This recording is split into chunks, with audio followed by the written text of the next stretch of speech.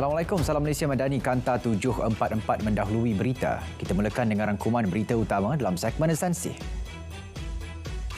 Lembaga Pertubuhan Peladang LPP jamin bekalan beras putih tempatan BPT mencukupi untuk penuhi keperluan pengguna.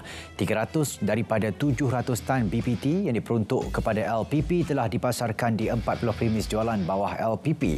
23 daripadanya menerusi Peladang Outlet, 8 agro bazar pertubuhan peladang dan 9 lagi kedai peladang. Setiap pengguna hanya dibenar beli 2 beg BPT 10 kg berharga RM26 setiap satu. Ia bagi memastikan lebih ramai dapat bekalan beras. 8,684 pemeriksaan bekalan dan harga beras telah dijalankan menerusi OPS Jamin dari 7 Julai hingga semalam. Penguatkuasaan bersepadu KPDN bersama KPKM melibatkan pelbagai peringkat rantaian pengedaran termasuk pengilang, pemborong dan peruncit. 4 kes membabitkan pelbagai kesalahan direkodkan. 213 aduan berkaitan beras termasuk isu bekalan dan harga turut diterima dalam tempoh sama. Ia telah disalur kepada KPKM untuk tindakan lanjut. Dan ini usaha tambahan untuk pastikan keterjaminan bekalan beras dengan harga yang stabil dan terkawal. KPDN akan perkasa penguatkuasaan dengan mempertingkat pemeriksaan dan pemantauan. Bagi tujuan itu, 900 anggota penguatkuasa tambahan digerakkan menjadi keseluruhan anggota terlibat 2,390 orang. Selain bekalan beras, fokus juga tertumpu kepada barangan keperluan asas yang lain. KKD pula sedia bekerjasama dengan KPDN untuk tangkis berita palsu berhubung isu bekalan beras tempatan. Menurut Timbalan Menterinya, penyaluran maklumat tepat dan sahih penting bagi mengelak masyarakat bimbang hingga melakukan pembelian panik. Seterusnya, mengakibatkan bekalan beras tempatan berkurang. 1,200 penduduk dari 9 kampung diterima manfaat pembinaan Jabatan Guai. Perasmian infrastruktur sepanjang 770 meter berentasi Sungai Pahang itu disempurnakan yang di Pertuan Agong. Ia diharap dapat jadi penghubung dua tebing perairan selain memperkukuh silaturahim. Pada masa sama memajukan kawasan terlibat hingga manfaatnya diterima penduduk setempat. PRK Dewan Negeri Pelangai menyaksikan saingan 3 penjuru. Barisan Nasional diwakili Ahli Tuankuasa UMNO bahagian Bentung, Datuk Amiza Abu Adam. Naib yang di-Petua PAS Bentung, Kasim Samad pula calon Perikatan Nasional, manakala Hasli Helmi DM Zuhasli bertanding sebagai calon bebas. Undi awal bakal berlangsung pada 3 Oktober, manakala hari pengundian 7 Oktober depan. Dalam hari itu, semua parti politik terlibat PRK Dewan Negeri Pelangai diingatkan sentiasa patuh undang-undang.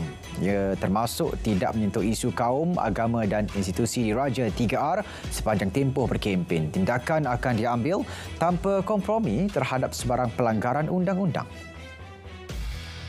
Kalimah wallahi wa billahi wa tallahi tidak pernah disebut sebagai penyataan angkat sumpah ahli parlimen baru yang di-Petua Dewan Negara memaklumkannya berdasarkan jadual ke-6 di bawah perkara 59/1 Perlembagaan Persekutuan. Kalimah itu hanya disebut dalam penyataan angkat sumpah oleh Yang di-Pertuan Agong dan timbalannya seperti dinyatakan dalam jadual ke-4.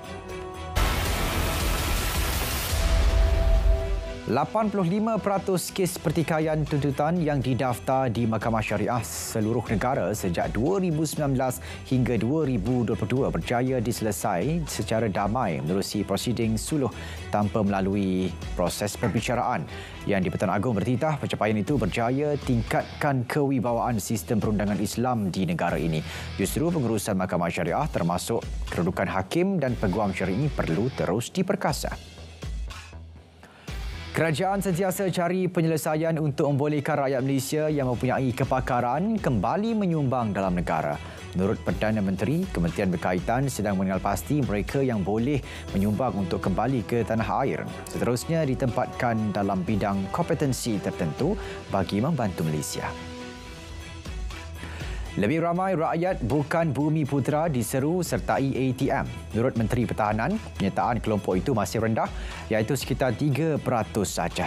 Pelbagai usaha telah dilakukan termasuk menambah baik emolumen untuk tingkatkan penyertaan mereka sekaligus mencapai sasaran 10% bukan Bumi Putra serta sertai ATM.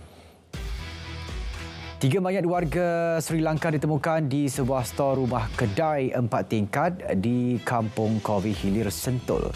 Ketua Polis Kuala Lumpur mengesahkan mayat dipercayai mangsa bunuh ditemui dalam keadaan kaki berikat dan kepala disarung plastik. Polis turut menemui kesan kelar pada salah satu mayat. Sepasang suami isteri direman 7 hari bermula hari ini untuk bantu siasatan. Seorang bekas setiausaha politik kepada bekas Menteri Kanan antara dua yang ditahan SPRM kerana disyaki meminta dan menerima rasuah.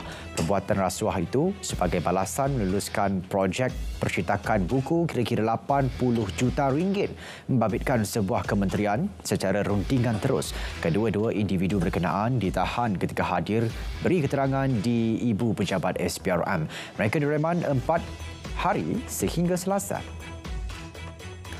Satu aktiviti penyelewengan gas petroleum cecair LPG berjaya ditumpaskan KPDN. Ia hasil serbuan ke sebuah premis di Kampung Baru Subang, Shah Alam, Rabu lalu. Tiada individu ditemukan semasa serbuan tersebut dan kesemua peralatan yang diguna untuk aktiviti itu telah dirampas. Nilainya dianggar lebih RM28,000.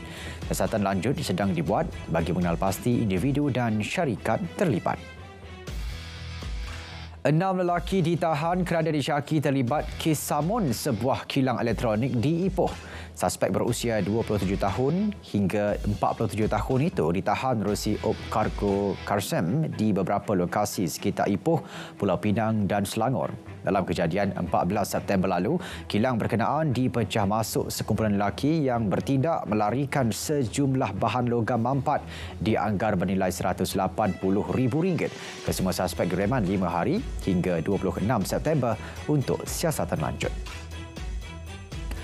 39 motosikal dan sebuah kereta disita atas pelbagai kesalahan dalam operasi pemandu warga asing OPEWA JPJ Kedah di sekitar Jitra.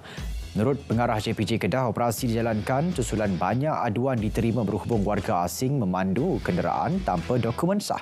Pemilik kenderaan yang benarkan warga asing guna kenderaan mereka juga berdepan tindakan undang-undang. Baik di Johor, JPJ Negeri keluarkan 111 saman pelbagai kesalahan dalam operasi khas di Taman Desa Cemerlang Ulu Tiram.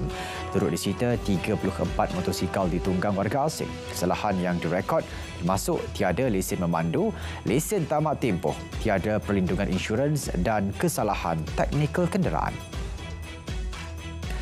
Baik, ini pula susulan kemalangan jalan raya di Putrajaya Rabu lalu. Pemandu trailer yang merempuh 13 kenderaan lain hingga mengorbankan 2 penunggang motosikal itu akan didakwa Isnin ini. Ketuduhan dibuat mengikut Seksyen 41-1 Akta Pengangkutan Jalan 1987. Susulan nahas itu, operasi khas besar-besaran akan dijalankan JPJ mulai minggu depan. Ia tertumpu kepada kenderaan perdagangan terutama lori yang bawa muatan pasir. Pemandu yang bawa muatan lebih had akan dikenakan tindakan tegas. 2 premis diarah tutup dan 34 kompaun dikeluarkan menerusi pemeriksaan kebersihan yang dijalankan di BKL. Pemeriksaan melibatkan 19 daripada 31 premis makanan di sepanjang Jalan Radin Anum, Radin Tengah dan Radin Bagus, Bandar Baru, Seri Petaling. Kesalahan yang direkod termasuk meletakkan bahan makanan atas lantai, terdapat kurungan makhluk perosak di tempat makanan serta pekerja tidak dapatkan suntikan taifod. Malaysia bebas penyakit kuda Afrika AFS. Status itu diperoleh semula pada 15 September lalu selepas digantung pada Ogos 2020. Susulan kes berkenaan dikesan di Terengganu. Bagi memastikan status bebas penyakit itu dikekalkan, Jabatan Perkhidmatan Veterina akan terus jalankan ujian makmal bagi keperluan surveillance AHS. Ini pula susulan kejadian wabak Nipah di India. Setakat ini tiada kes penyakit Nipah dalam kalangan manusia dilaporkan di Malaysia. Menteri Kesihatan turut sahkan tiada sampel haiwan yang ditemui positif virus Nipah. Bagi mengelak penularan jangkitan penyakit itu, orang awam yang pulang ke Malaysia dari negara berlaku wabak Nipah perlu ambil langkah pencegahan. Satu aplikasi mudah alih bagi menyelaras laluan perkhidmatan bas di Lembah Kelang akan diperkenal menjelang akhir tahun ini. Pengumpulan data sedang dilaksana ketika ini dan ia diusahakan bersama 3 operator bas iaitu Rapid Bus, DBKL dan Kerajaan Selangor. Penyelarasan laluan dibuat supaya pengangkutan awam itu lebih berintegrasi selain mengelak pertindihan laluan bas. 1,550 orang pelajar sertai program bermalam di muzium yang berlangsung serentak 2 hari di 25 muzium seluruh negara baru-baru ini. Program tahunan itu jadi platform integrasi dalam kalangan peserta pelbagai kaum dan agama. Ia turut menyubur semangat cintakan negara di samping mengapresiasikan warisan seni, sejarah dan budaya negara dalam kalangan generasi muda. 10,000 maklum balas diterima daripada orang ramai melalui portal cadangan belanjawan 2024. Manakala sesi libat urus secara bersemuka pula mendapat penyertaan lebih 8,000 orang di seluruh negara. MIF akan beri pertimbangan terhadap kesemua maklum balas itu untuk dimasukkan dalam belanjawan 2024 yang dijadual dibentangkan 13 Oktober depan. Produktiviti sektor pertanian yang rendah antara faktor utama menyumbang kepada isu kekurangan bekalan keperluan asas. Punca lain termasuk intervensi keterlaluan dalam jangka masa panjang dan kemungkinan wujudnya ciri-ciri monopolistik dalam rantaian bekalan. Perkara itu dimaklumkan Pengarah Institut Pembangunan dan Kemajuan Inklusif Malaysia, Minda UKM. Ringgit dijangka diniagakan dalam jajaran lebih kecil berbanding dolar Amerika Syarikat minggu depan. Ringgit dijangka bergerak dengan dalam julat RM4.67 hingga RM4.69 berbanding dolar. Dolar juga diramal terus mengukuh menjelang Oktober melainkan data ekonomi, pekerjaan dan jualan Amerika Syarikat mencatat prestasi sebaliknya. Sementara itu, kebimbangan terhadap prospek ekonomi dan persekitaran kadar faedah tinggi dijangka mempengaruhi dagangan Bursa Malaysia minggu depan. Namun, sentimen pasaran dijangka kekal kukuh susulan aliran masuk dana asing yang berterusan. Bursa Malaysia mengakhiri dagangan semalam pada 1,450.23 mata, susut 8.80 mata berbanding paras penutup minggu sebelumnya.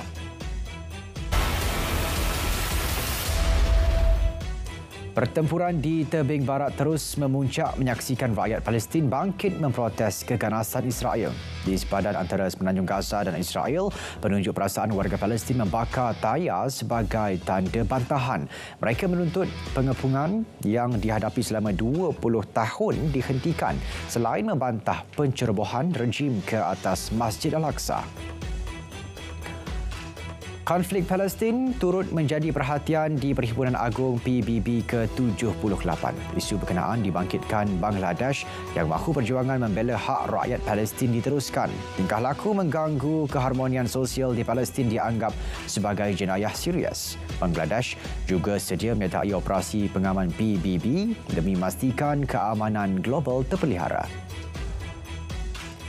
Di Myanmar, sekurang-kurangnya 100 penumpang dikuatiri lemas selepas kapal milik tentera karam di Sungai Chinuin. Kapal yang membawa lebih 100 penumpang itu terbalik selepas selanggar batu akibat arus deras. Setakat ini hanya 7 ditemui selamat. Selain itu, 7 mayat ditemui dan penumpang yang masih hilang dianggap meninggal dunia.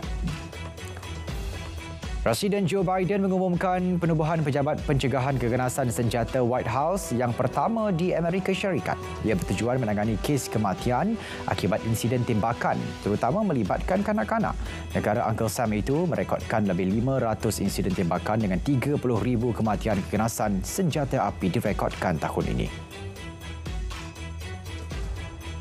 Kerajaan Perdana Menteri Thailand yang yakin Thaksin Shinawatra masih mampu berkhidmat kepada negara mencetuskan ketegangan baru politik. Timbalan Perdana Menteri pula menyuarakan sokongan terhadap usul melantik Thaksin sebagai penasihat kerajaan. Perbincangan dijangka diadakan bagi tujuan itu selepas bekas Perdana Menteri tersebut tamat menjalani hukuman penjara. Saudara, Kanta 744 berakhir di sini. Selepas ini kita ikuti berita perdana bersama Andy Reza Rohadian dan Syuhaida Arifin untuk paparan komprehensif. Assalamualaikum, salam Malaysia Madani, tekad perpaduan penuhi harapan.